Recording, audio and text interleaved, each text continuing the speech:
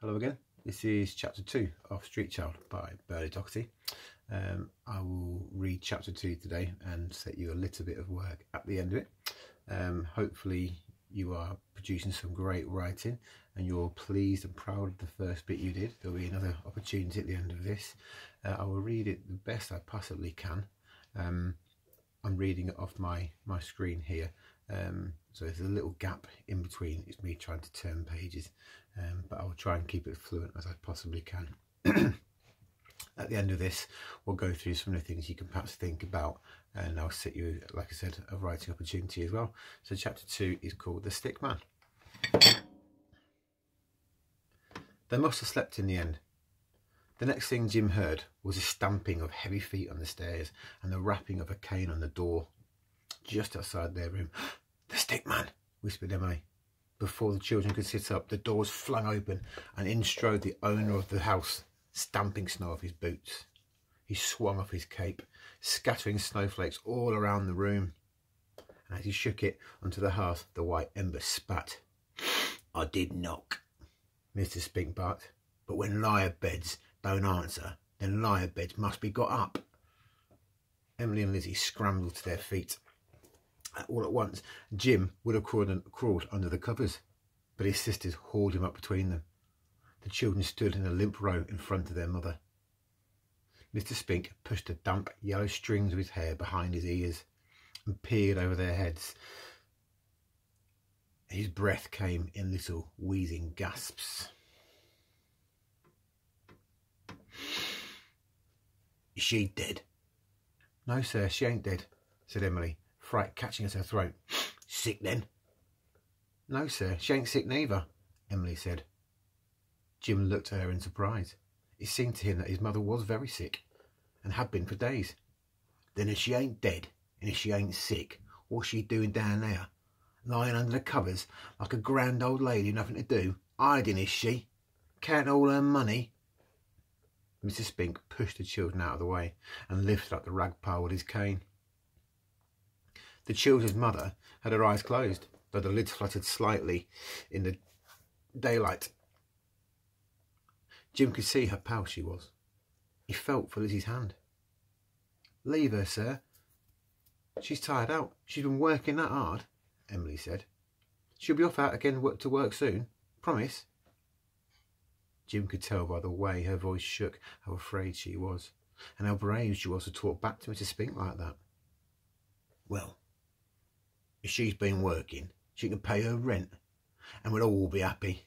Up you get, woman." With the silver tip of his stick, he lifted the rags clean away from her. Lizzie knelt down and helped her mother to sit up. "Come on, where's your money, Mrs. Jarvis?"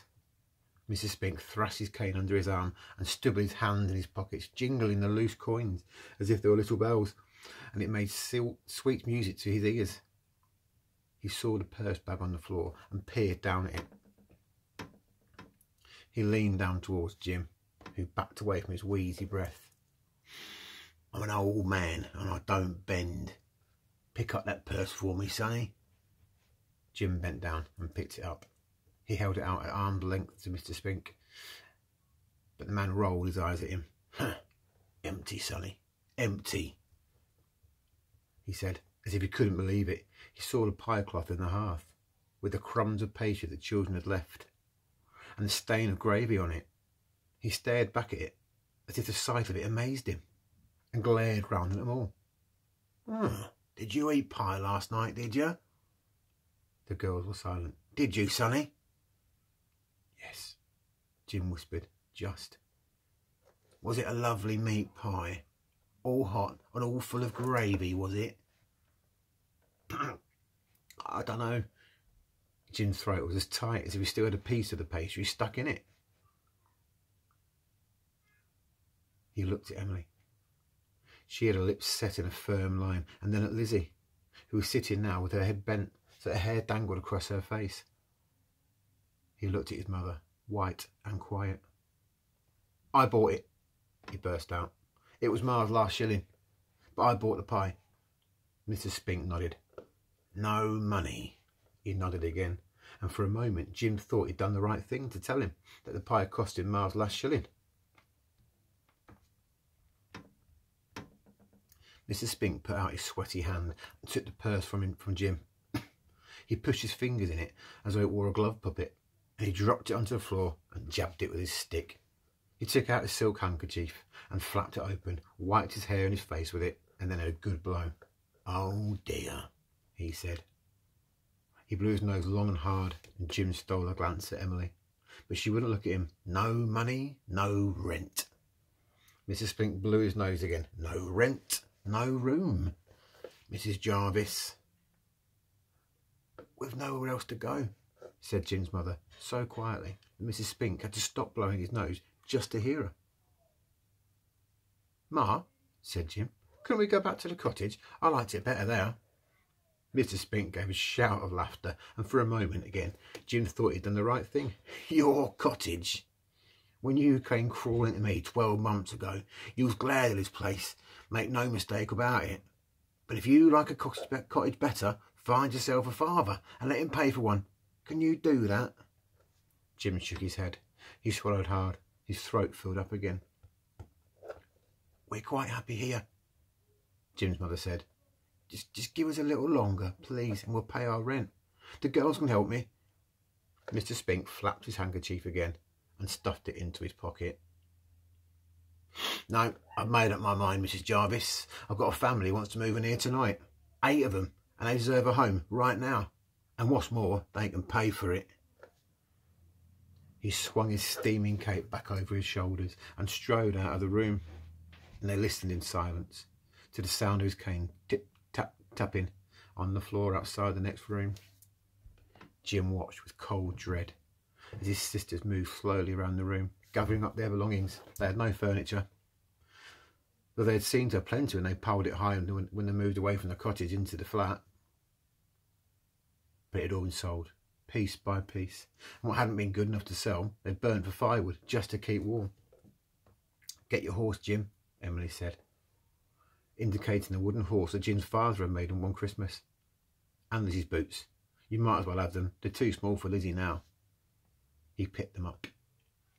The boots were too big for him to wear just now, but he folded them over his arms and stuck the wooden horse between them. The children stood by the doorway, clutching their bundles, while Mrs. Jarvis tied and fastened her shawl around herself. She moved slowly and quietly, as if all her thoughts were wrapped up deep inside her, and she was afraid of breaking them. At last she was ready. She looked around the bare room. The snow had stopped, and the sunlight came watery through the window. "Ma," said Emily. Mrs. Jarvis looked down at her daughter. She was pale and strained. "I'm coming," she said. "But where can we go, Ma?" "I'll find us a home," her mother said. "Don't worry." So that's the end of chapter 2. So certain things you can be thinking about after that is the main thinking point really is, do you think Mr. Spink was right? Clearly not a very nice character. So you've probably got a good picture of him in your head, I would hope. Greasy hair, long cane, maybe. Think he's a bit more important than he actually is. But do you think he's right or wrong to tell them to leave? What do you think Jim and his family are feeling at that moment, just when they're told to leave? Bearing in mind it's cold, it's London, it's night time, it's wintry, they've got no money. And what do you think Mr. Spink would do next?